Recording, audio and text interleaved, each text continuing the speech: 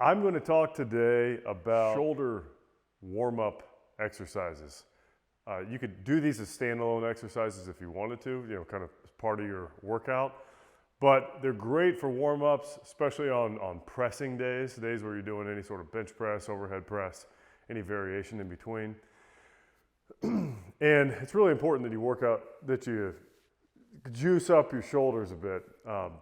Most men especially have a lot of shoulder mobility problems. They have a lot of imbalances and whatnot. So it's I like to spend a lot of extra time when I'm warming up on my shoulders specifically. So I'm going to go through just some exercises I've done over the years that I really like based on the equipment that you have. So I'll kind of cycle through several different pieces of equipment. If you just do a lighter version of whatever exercise you intend to do, if I'm doing dumbbell presses, I just start really light, hit some high reps, and just kind of build up from there. It's kind of a no-brainer, but that also works. So you don't think that you have to do something that's shoulder-specific to warm up your shoulders. That being said, we are going to go over a lot of shoulder-specific things. So in all these variations, I do want to say it's very important that your shoulder's in the right position when you're starting. So if you look down, this is just a good tip for posture in general. If you look down at your hands while you're not actively thinking about posture, and the back of your hands are facing north or facing in front of you, your shoulder position's pretty jacked up, right? So if you look down, kind of a quick hack, if you will, is to bring your shoulders back. If your thumbs are pointed forward, more than likely your shoulders are in a good spot. So throughout all of these, you want to make sure that your shoulders are back, kind of externally rotated here, because you need to make sure you hit the right spots. If at any of these you feel like your biceps are being fatigued before your back, before your shoulders, you're probably doing it wrong. It's also a pretty good sign that you need to make some adjustments. So when in doubt, put your elbows next to you here, palms flat, kind of beg for money. We're going to keeping the elbows glued to my ribs here. I'm going to bring them back. That's where you want your shoulders to be. I show that to a lot of people when I was a personal trainer, and they'd be like, "Oh, I can't walk around like this. People think I'm a douchebag," or family shame. Douchebag's fine. It's a real thing. You buy it in a store. All right. So, anyways, no, you look confident. Just get used to it. Right? It's good for you. And if you care about such things, it's kind of an illusion on the cup size as well, right? So I'm a double A, but I like to kind of give the impression that I'm, a B. So I do this for those purposes as well. Serves two purposes. All right, so anyways, let's start with bands. I want to start with bands. Number one, because I just love bands. They're cheap, they're portable, especially these guys. I talked about this a lot in the last video. They're super cheap. They're movers bands. If you have fitness bands, it doesn't really matter. But these are like $2 each. I'll put a link to them. If the bands are great, you can kind of mimic a lot of exercises that you can normally do with cables, crossover cable machines, etc. The thing I like about bands is the accommodating resistance that's involved.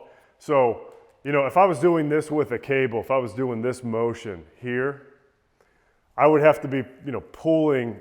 I'd have that constant tension on the entire way as I'm coming back. But because I'm mainly interested in just hitting a certain part of my, this muscle group up here, it's really easy resistance until I get to where it is I want to have tougher resistance, right? So it's just it's a way to kind of keep the rest of your body. It's just easier to target the muscle group you're after with bands. So.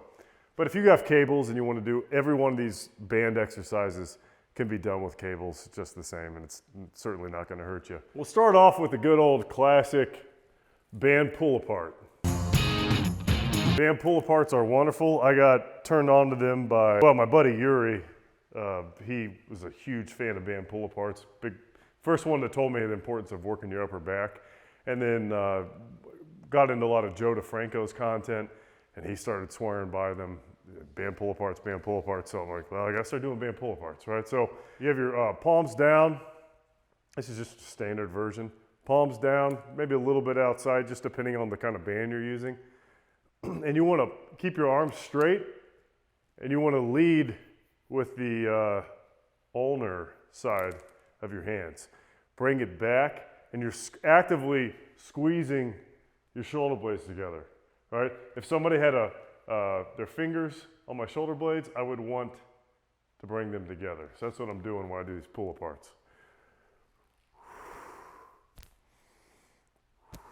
Bring it back. You could double them up, triple them up, quadruple them up, depending on whether you're doing a warm up or you just want to just blast your rear delts and upper back. So that's a band pull apart. Face pulls. All right, face pulls, great with bands as well. Number of ways to do face pulls. If you got a couple bands, you could stand back, and I'm bringing my elbows high here. They're kind of coming up in the back like a high pull. If you're familiar with that exercise, like a kettlebell high pull, all right, I bring it up back here like this, almost like I'm about to go into a snatch. That same kind of trajectory. You could do it low, that's fine too, it's a different way to do it. But I like really hitting, it's almost like a slightly safer version of an upright row, which are fine, by the way. Upright rows are fine as long as you're doing them correctly. But it's that same sort of trajectory. I'm going back, squeezing my scapula together, okay? Again, you can do it like this if you want. If you just have one band, that works totally fine. Scapular retractions. All right. So you could bring this back to whatever position you want. You could even bring it back lower. Just kind of feel around, see where you're tight, see where you want to, see what feels good. Bring it back into the this position here, like what would be like a karate horse stance sort of deal. All right, and I'm gonna just sit here and retract my scapula. It doesn't look like I'm doing much. I'm really not. But what's moving here is not my biceps. I'm not pulling on it. I'm getting my shoulders into position. Hold it for a couple seconds, relax. And make sure your neck, is in good position too. So kind of tuck your chin. You don't want to be like all kyphotic, right, with the forward, your neck hanging forward. Take an opportunity to keep your neck stabilized as well. Boom. These you want to go pretty light. So I like to take one band, a light band. Those little thin little orange ones that like Elite FTS sells, those are great. Bring it back, kind of give yourself some space in between. Find out like the center point. You don't want to be too loaded up on one side. This isn't rocket science, you'll figure it out. Just feel what feels right. Okay, we're gonna pull back. I'm gonna kind of spread this like I'm doing a pull apart, and I'm gonna rotate up. So back, full scapular retraction like we were just doing, and then bring it back. Of course, don't do any of this if it hurts. If it's uncomfortable, that's different. But if you feel like a sharp pain or anything like that, do something else. So external rotations, I'm doing this.